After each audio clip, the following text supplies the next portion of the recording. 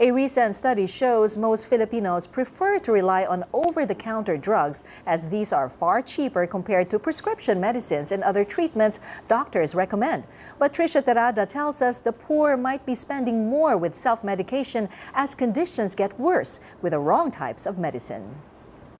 It has not been a practice for the Pestada family to pay a visit to the health center, even though their grandmother had already suffered from a mild stroke 5 years ago.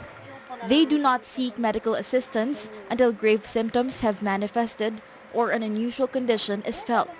Parang hindi kasi nga tindahan, tapos luto, bahay, ganun ginagawa, namamalengke siya, nagluluto. Parang hindi na siya nakakapunta ng center. Little did they know their grandmother has already been suffering from a second mild stroke. But this time, half of her body is already paralyzed. Kulang na kulang talaga sa budget. Kaya ang nangyari, hindi pa namin siya nasuportan kagad ng gamot niya. Kaya parang medyo, ayun, nang minsan naramdaman namin na parang lumala ng konti yung ano kasi hindi na siya minsan hindi siya minsan nakakakilala. Tapos sa ngayon po sitwasyon niya, diyan na po siya umiihi, dumudumi. Last year, Ricky Pecaña learned that he has chronic kidney disease. He thought his stomach pains could be managed until these became unbearable, prompting him to seek medical help. It was only then when he found out that he is suffering from a serious illness. Pecaña may have to spend at least 48,000 pesos monthly for medicines alone. But since the amount is too hefty, his mother makes the most of what they can afford. She does this by adjusting the dosage of his medicines. At times when the family couldn't pay for medical checkups, they make do with whatever applicable drug is available to ease the pain without really considering if this would have an adverse effect with the other maintenance drugs that he takes. Pero ang talaga nasa reseta niya, 5 times a day.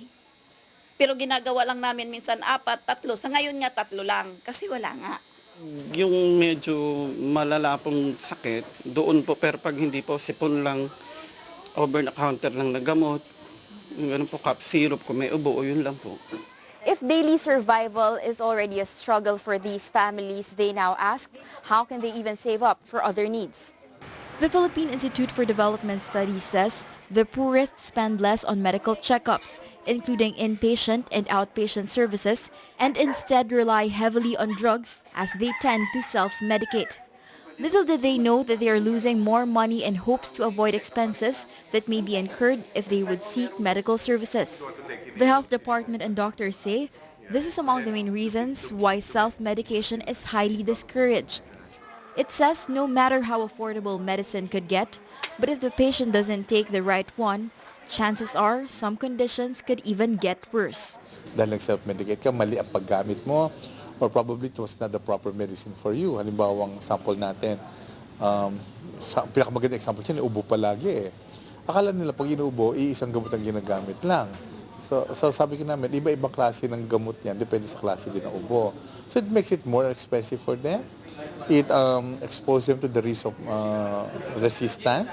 But despite the fact that we continue and prices have gone down as a result of the market forces at play, despite all this, the out-of-pocket expenses, as you pointed out, rise because people still need to, they still need to see their healthcare providers. The health department says there is no excuse for Filipinos not to seek help from healthcare providers. It says Filipinos wouldn't have to resort to self-medicating if everyone would only avail of government healthcare services. Trisha Terada, 9 News.